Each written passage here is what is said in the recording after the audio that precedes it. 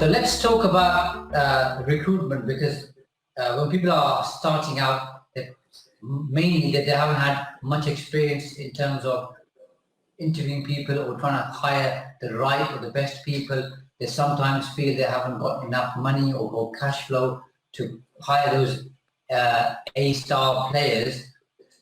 What somebody who's looking to take on their first ever employee, doesn't know where to start, what to do, what advice would you give them?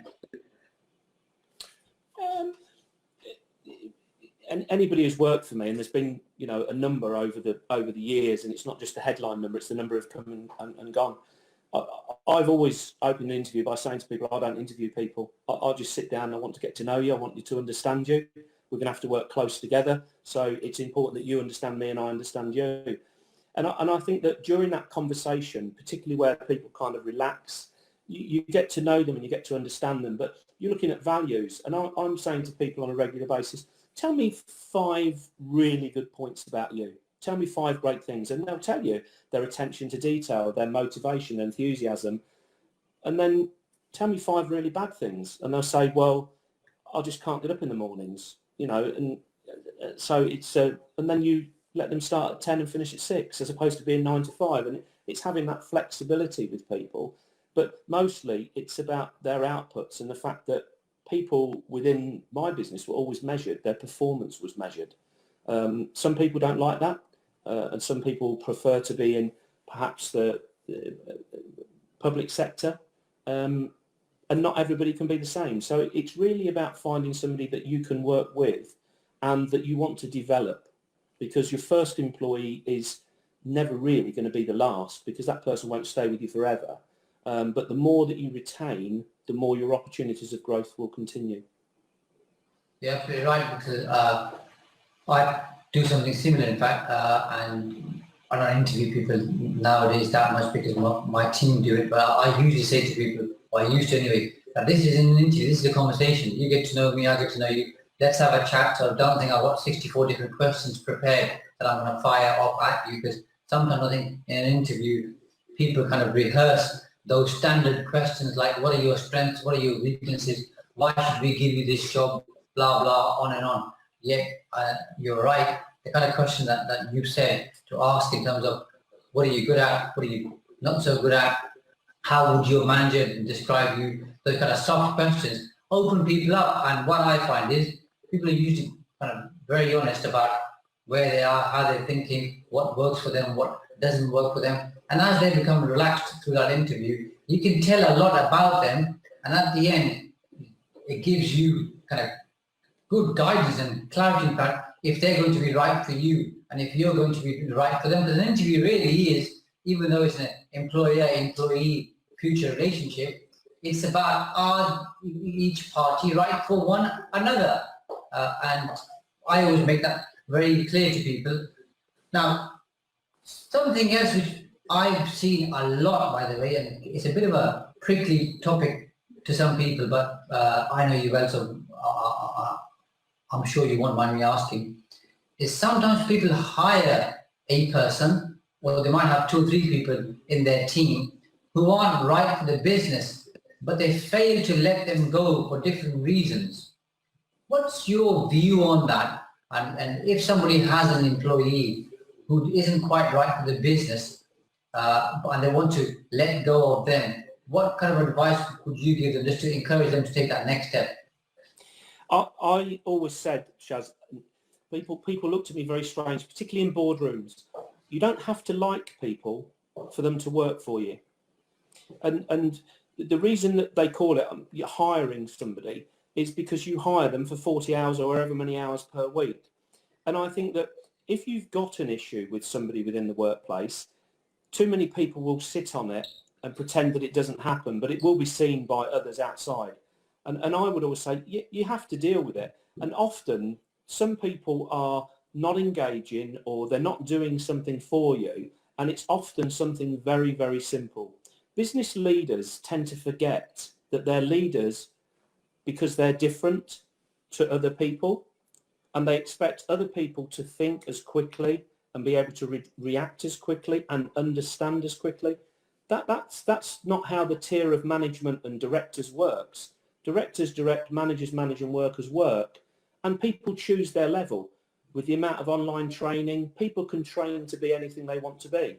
And I never stood in the way of anybody who wanted to seek new opportunities. I would often encourage people to say, listen, I don't think at this time next year you're going to be within the business. And they said, you're probably right. And sometimes that escalated them leaving. But I don't think it's a case where you need to sort of run somebody out the door or argue with somebody. I just think you need to sit down and, you know, divorce is for marriages, but there's a kind of a divorce in business as well with employees, and you can make it simple and easy and discuss it, or you can just try and pretend it's not there. And I was always one that would always bring things to the boil as soon as I could. Good advice then. Linked with that, I mean, employee or team engagement has been a big topic for many years now. What are some of the things that you did to kind of engage your team members? Because obviously you had best part of 100 plus team members at 8 or 9 different locations. That must have been challenging to manage. Of course, it's difficult to get to know every single one personally, and I'm sure you had supervisors and managers to assist with that. But what were some of the things you did to engage and keep involved your key players? I did so many different things over the years, but the only real chance that we got to get people together was twice a year, was in the summer or at Christmas. And, you know, when I look back at it, it was probably the night of the year that I dreaded the most was Christmas, because you knew that anybody who really wanted to say something during the course of a free drink and food event is always going to tell you what they meant to tell you for the last 20 years or whatever the story went. But what I did was I took people to restaurants, and I took a leaf out of the Forces book. And in the Forces, the workers go into the mess, and the sergeants and the officers serve the soldiers. And I did exactly that. And it allowed me the opportunity to get close to people. And I did know people on a personal level, and I encouraged people and always made sure that I sent them a little note or sent them a text latterly, you know, to just say when they'd done something that was outstanding, made sure that it was recorded, or that gave me the opportunity that if something wasn't quite as good, I could tell them that then as well, kind of an instant praise, instant bollocking style of management. But I kind of guess what I always try to do is to bring the whole business together. But of course, you've got people from so many different spheres, walks of life, salary levels. Whenever you brought the whole team together, they would always segment away into their own little departments or their own large departments. So we tried to kind of evolve it so that it was more departmental, it was on a smaller, more regular basis. And just a silly thing like Friday afternoons, I spent years and years always saying that never drink in business, never have any alcohol. If I ever went out for a lunch and I had a drink, I would just call it a day. I'd never go back to work. But, you know, sort of 4:45 on a Friday, I'd just say, you know, open the fridge, let's get the beer and wine out. You know, and we just sit there and just have a beer and chew the fat and finish the week off and then go forward. So it didn't need to be anything grand. It really just needed to be an opportunity to kind of say thank you. And everything we did, large or small, was always very, very well appreciated by all the staff. Yeah, you're absolutely right. I think people want you to be human and obviously have a connection with them. Of course, when you get to the size of business that you had, as you say, it's difficult to know everybody personally. But to make that effort, just to send them an email or a text message, makes them feel special and knows that obviously the ultimate or boss cares about them, what they're doing. And I generally find, you know, people talk about paying bonuses and big pay rises and all that kind of stuff. And yes, that probably does motivate some people, but a lot of people really are looking for two things which are connected and linked, I find. One is recognition, and that could be verbal recognition alongside other things, and also to be valued.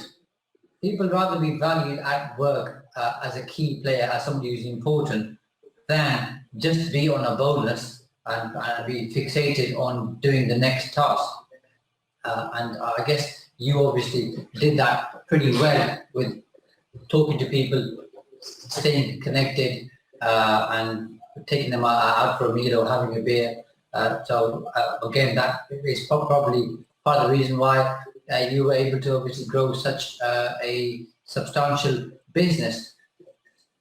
again, through my experience of having worked with many different businesses over the last 17, 18 years, what I find is, for quite a few businesses, sometimes there's one or two key turning points, things they didn't expect, customers or opportunities they didn't expect, a new line of service or a new line of product or a new way of doing things which they didn't expect, but it kind of comes to their attention, which becomes a game changer.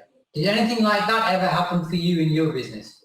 Yeah, I kind of think that the moments that spring to mind were negative moments that kind of happened through the 2008-9 recession and things like that.